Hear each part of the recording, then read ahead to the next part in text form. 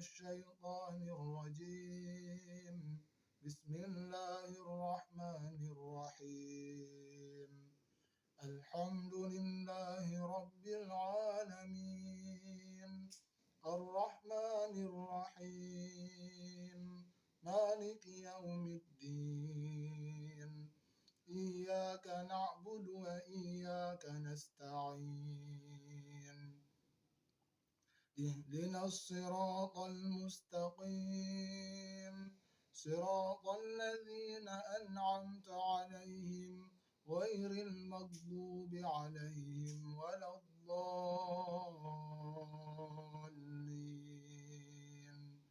صدق الله العظيم. Assalamualaikum warahmatullahi wabarakatuh. Bagaimana kabar para sahabat? Semoga para sahabat senantiasa dalam keadaan sehat walafiat dan senantiasa dalam keadaan berbahagia. Amin ya rabbal alamin. Para sahabat, kali ini saya mendapatkan tugas ujian tengah semester MK Qiraah, mata kuliah Qiraah. Sebelum saya menjelaskan tugas yang saya dapatkan, perkenalkan dulu, nama saya Arsu Wibawa. Saya merupakan salah satu mahasiswa PJJ PAI IAIN Syekh Nurjati Cirebon kelas A18. NIM saya adalah 22811308552. Baiklah para sahabat, kita langsung saja ke tugas yang saya dapatkan, yaitu mencari hukum-hukum bacaan yang ada pada surah Al-Fatihah. Setelah saya cermati, setelah saya lihat dan pahami, setidaknya di surah Al-Fatihah ini saya temukan 4 hukum bacaan. Yang pertama ada hukum bacaan alif lam, yang kedua ada hukum bacaan mad, yang ketiga ada hukum bacaan nun sukun atau tanwin, kemudian yang keempat ada hukum bacaan mim sukun. Langsung saja ke yang pertama. Di sini kita temukan hukum bacaan alif lam, yaitu yang pertama ada alif lam syamsiyah, terdapat pada ayat pertama dari surah Al-Fatihah. Alif lam syamsiyah ini adalah kita membacanya langsung melebur ke huruf selanjutnya tanpa dibaca lam matinya. Contoh, bismillahi, bismillahi, ar-rahmani, ar-ra, yaitu ada alif lam, kemudian di situ ada ro, tapi alif lamnya tidak kelihatan saat dibaca. Tidak boleh dibaca al-ro, al-rahman, tapi harus melebur ke huruf selanjutnya. Itulah yang dinamakan dengan alif lam syamsiyah. Kemudian ada selain alif lam syamsiyah, ada alif lam qamariyah, yaitu terdapat pada ayat berikutnya, yaitu ayat kedua, alhamdu, alham, alham. Itu ada alif lam yang disebut dengan alif lam qamariyah, karena lam mati yang berada pada alif lam dibaca jelas atau kelihatan saat dibaca. Tidak mengatakan aham, tapi alham, jelas suara alif lam atau lam yang mati yang berada pada alif lam. Begitu pula al-a, di situ juga dinamakan dengan alif lam qamariyah. Jadi alif lam qamariyah dengan alif lam syamsiyah itu sama-sama mempunyai huruf sebanyak 14. Untuk lebih jelasnya mengenai alif lam tersebut, bisa teman-teman atau para sahabat melihat atau mencari materi-materinya di buku-buku atau di internet. Baiklah para sahabat, kemudian hukum bacaan selanjutnya yang saya temukan di sini ada hukum mad. Yang pertama ada mad tabi'i, kemudian yang kedua ada mad arif disukun, kemudian yang terakhir ada mad lazim mustaqal kilmi. Mad yang pertama mad tabi'i itu terdapat di ayat yang pertama ayat kedua, bahkan hampir semua ayat pada surah Fatihah ini terdapat di dalamnya hukum bacaan mad tabi'i, yaitu ada harokat panjang, kemudian ada waw mati, sebelumnya ada baris dhammah, ada ya mati, sebelumnya baris kasroh, ada alif, sebelumnya baris fathah. Contoh yang mad tabi'i itu terdapat bismillah, lah, itu termasuk mad tabi'i. Ar-Rahman, Ar-Rahim, bisa dilihat ya. Kalau ada nanti ada harokat panjang, seperti ada dhammah bertemu waw mati, ada fathah bertemu alif, kemudian ada kasrah bertemu ya mati, maka itu hukum bacaannya adalah mad tabi'i. Kemudian yang selanjutnya saya temukan di sini adalah mad arid lis sukun, yaitu ketika ada mad tabi'i berada setelahnya ada tanda waqaf atau berada di ujung daripada ayat. Boleh dibaca 2 harokat, 4 harokat, atau bahkan 6 harokat. Contoh, Bismillahirrahmanirrahim, hin itu disebut dengan mad arid lis sukun. Boleh dibaca 2, Ar-Rahim, boleh dibaca 4, Ar-Rahim, boleh dibaca 6, Ar-Rahim. Kemudian mad selanjutnya di sini ada mad lazim musaqqal kilmi, yaitu ketika ada mad tabi'i setelahnya ada tasydid. Contoh pada ayat terakhir daripada surah ini, waladdallin, dibaca 6 harokat atau bisa juga 5 harokat. Kemudian para sahabat, hukum bacaan selanjutnya yang saya temukan adalah ada hukum mim mati. Yang saya dapatkan di sini adalah cuma hukum mim mati yang disebut dengan izhar syafawi, seperti alhamdu, mim bertemu dengan dal, alhamdu. Cara membacanya adalah terang dan jelas di kedua bibir.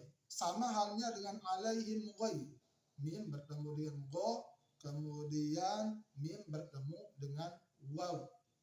Izhar syafawi mempunyai huruf yang sangat banyak, yaitu semua huruf hijaiyah kecuali huruf mim dan ba. Kemudian para sahabat, hukum yang terakhir yang saya temukan di sini adalah ada hukum izhar halqi, yaitu ada nun sukun atau tanwin bertemu dengan huruf-huruf izhar halqi yang 6. Di sini ada nun mati bertemu dengan ain pada ayat terakhir, yaitu ayat ke-7 yang berbunyi siratal ladzina an'am. Nun bertemu dengan ain. Cara membacanya adalah terang dan jelas di kerongkongan. Tidak boleh samar-samar ataupun tidak boleh dengung. Demikian mungkin para sahabat penjelasan tentang hukum-hukum bacaan yang saya temukan pada surah Al-Fatihah ayat 1 sampai dengan 7. Terima kasih. A'udzu billahi minasy syaithanir rajim. Bismillahirrahmanirrahim. Shad wal qur'ani dzikr balil ladzina kafaru fi 'izzatin wa shiqaq. Kam ahlakna min qablihim min qarnin fanadaw wa la tahina manas wa ajibu an ja'ahum mundirun minhum wa qala al-kafiruna hadha sahirun kadzdzab aja'ala al-alihata ilahan wahidan inna hadha la shay'un 'ujab wa anqalaqa al-mala'u minhum an imshu wasbiru 'ala alihatikum inna hadha la shay'un Sadaqallahul azim. Hai para sahabat, kemudian berlanjut ke tugas yang kedua, yaitu kurang lebih sama dengan tugas yang pertama, yaitu mencari hukum-hukum bacaan yang ada pada surah. Namun, pada kesempatan kali ini, kita diperintahkan untuk mencari hukum-hukum bacaan yang ada pada surah Shad ayat 1 sampai dengan 6. Setidaknya setelah saya buka surah ini dan baca tadi, saya menemukan ada 5 hukum bacaan. Yang pertama ada hukum bacaan mad, yang kedua ada hukum bacaan alif lam, yang ketiga ada hukum bacaan qalqalah, yang keempat ada hukum bacaan nun sukun atau tanwin, yang terakhir ada hukum bacaan mim sukun. Hukum bacaan yang pertama ada hukum bacaan mad. Yang pertama kita lihat di sini ada namanya mad lazim harfi musybah, yaitu ayat pertama daripada surah Shad ini yang bunyinya Shad. Jadi mad ini bisa dibaca 4 sampai dengan 6 harokat. Kemudian mad kedua yang saya temukan ada mad tabi'i, yaitu pada kata Al-Qur'ani. Ani itu merupakan mad tabi'i karena berharokat panjang dan setelahnya tidak ada alif atau hamzah dan tidak berada di ujung atau tanda waqaf. Kemudian selanjutnya banyak sekali di sini mad tabi'i, itu ada baris bawah bertemu dengan ya mati, ada baris dhammah bertemu dengan waw mati, ada baris atas bertemu dengan alif. Semuanya terkumpul mad tabi'i yang saya sebutkan tadi pada ayat yang kedua. Baris bawah bertemu dengan ya, contohnya alladzina, li dibaca 2 harokat. Jadi mad tabi'i dibaca 2 harokat. Ada dhammah bertemu dengan waw, ru kafaru. Kemudian ada fathah bertemu dengan alif, syiqaq. Itu merupakan mad tabi'i. Kemudian selanjutnya di sini ada mad yang disebut dengan mad jaiz munfasil, yaitu ketika ada mad tabi'i kemudian di ujungnya atau kata setelahnya ada merupakan hamzah. Mad tabi'i bertemu dengan hamzah di perbedaan kata, di 2 kata. Mad tabi'i di kata sebelumnya, kemudian kata selanjutnya ada hamzah. Maka cara bacanya adalah dipanjangkan 2, 4 atau bisa juga 6 harokat. Kemudian mad selanjutnya di sini ada mad wajib muttasil. Wajib dibaca 6 harokat, yaitu mad tabi'i yang bertemu dengan hamzah di 1 kata. Contoh di sini ada pada ayat yang keempat dari kata anja'a, ja'a, mad tabi'i, kemudian setelahnya ada hamzah pada 1 kata. Kemudian mad yang terakhir yang saya temukan di sini ada mad arid lisukun, yaitu mad tabi'i yang setelahnya ada tanda waqaf atau tanda untuk berhenti. Contoh terdapat pada ayat yang kedua, kemudian ayat yang ketiga, ayat yang keempat, ayat keempat sampai ayat kelima. Semuanya di ujung-ujung tersebut dinamakan dengan mad arid lisukun. Boleh dibaca 2, boleh dibaca 4, boleh juga dibaca 6 harokat. Wasyiqaq, wasyiqaq, wasyiqaq, 2, 4 atau 6 harokat. Kemudian yang kedua hukum bacaan yang saya temukan di sini ada hukum bacaan alif lam. Alif lam qamariyah dengan alif lam syamsiyah. Alif lam qamariyah, alif lam, lamnya tersebut dibaca sukun atau jelas suara lam sukunnya.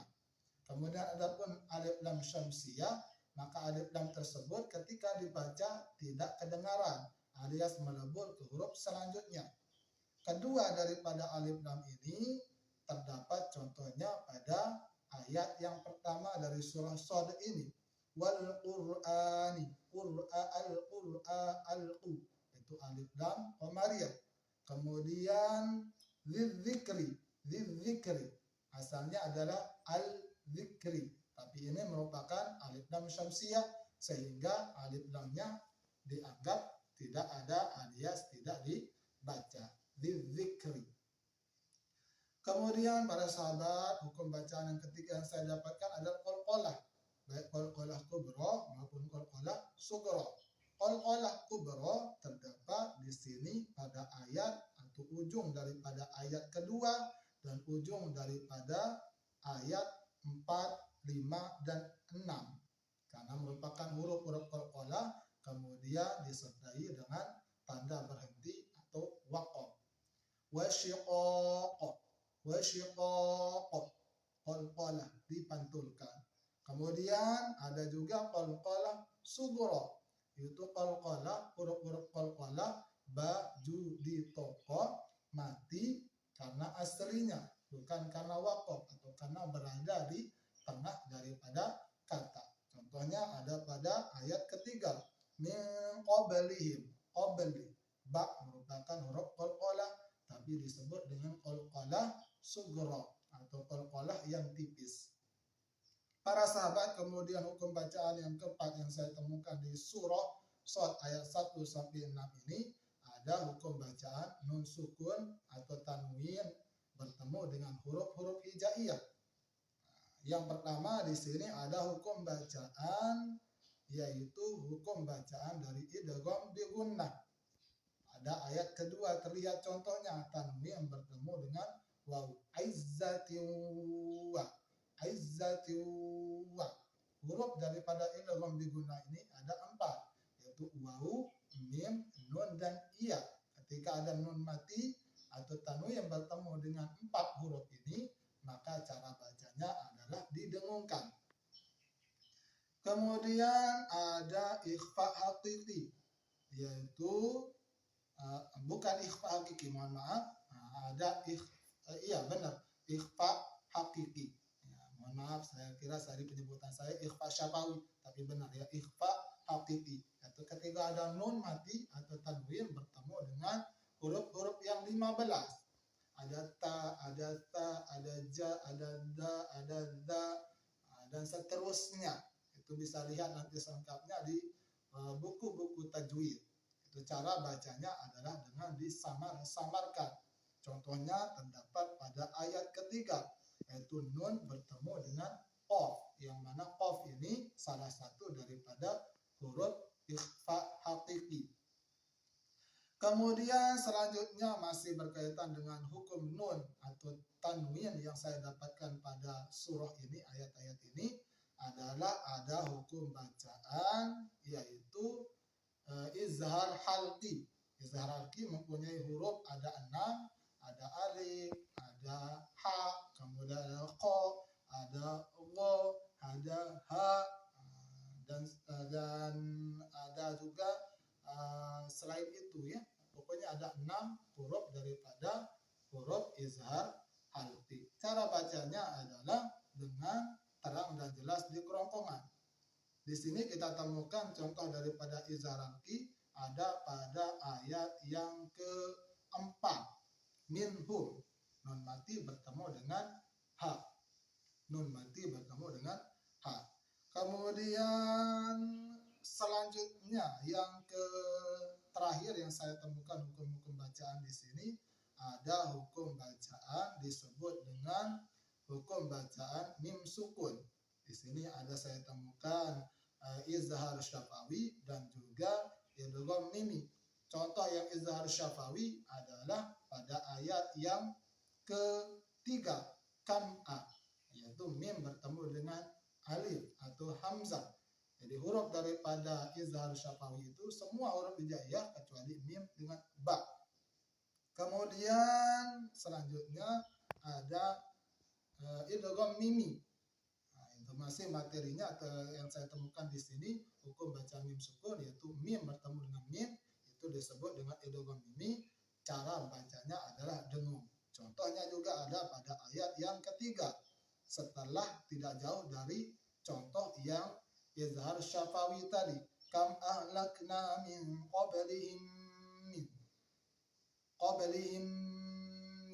mim bertemu dengan mim, maka disebut dengan idgham mimi. Demikian mungkin para sahabat hukum-hukum bacaan yang saya temukan pada surah Shad ayat 1 sampai 6. Itu kesimpulannya ada 5 hukum bacaan yang saya temukan, yaitu ada mad, kemudian ada alif lam, ada qalqalah, ada nun sukun atau tanwin, kemudian ada hukum mim sukun. Terima kasih atas segala perhatiannya. Assalamualaikum warahmatullahi wabarakatuh. Selanjutnya para sahabat, yaitu tugas yang ketiga, menentukan letak makharijul huruf dan sifat-sifat daripada huruf-huruf berikut ini. Yang pertama huruf H. Huruf H itu adalah letak makharijul hurufnya disebut dengan al-halqi. Kemudian sifat yang saya ketahui daripada huruf H ini adalah hams. Kemudian yang kedua ada huruf Gha. Huruf Gha merupakan huruf atau letak makharijul hurufnya juga disebut dengan al-halqi, yaitu yang keluar dari kerongkongan. Sifat yang saya ketahui daripada huruf ini adalah al-jahr, yaitu terang. Kemudian yang ketiga ada huruf za. Huruf za merupakan letak makharijul hurufnya disebut dengan al-lisan, atau keluar dengan cara dikeluarkan dari lisan. Disebut sifatnya dengan al-jahr. Kemudian ada huruf Q, yaitu huruf Qaf juga termasuk huruf makharijul huruf yang terletak al-lisan. Sifatnya adalah al-jahr. Kemudian huruf Ra. Huruf Ra juga merupakan adalah huruf al-lisan, makharijul al-lisan, makharijul huruf al-lisan. Sifatnya al-jahr. Selain al-jahr, huruf Ra ini saya ketahui juga bersifat takrir, ada getaran ketika kita membaca huruf Ra. Kemudian selanjutnya ada huruf Zal. Zal juga merupakan makharijul huruf al-lisan dan bersifat al-jahr. Ada huruf Dal adalah makharijul huruf al-lisan bersifat jahr dan merupakan huruf yang dipantulkan atau bersifat qalqalah. Ada Shad, ada Dha juga merupakan huruf al-lisan, makharijul huruf al-lisan. Shad disebut sifatnya dengan hams, kemudian Dha disebut sifatnya dengan jahr. Kemudian huruf yang terakhir ada Ba. Ba merupakan huruf syafawi yang keluar dari kedua bibir. Adapun sifat dari huruf yang ini yang saya ketahui adalah jahr dan merupakan huruf yang dipantulkan atau bersifat qalqalah. Terima kasih atas perhatiannya. Sekian, wallahul muwaffiq wal hadi ila sabilir rasyad. Assalamualaikum warahmatullahi wabarakatuh.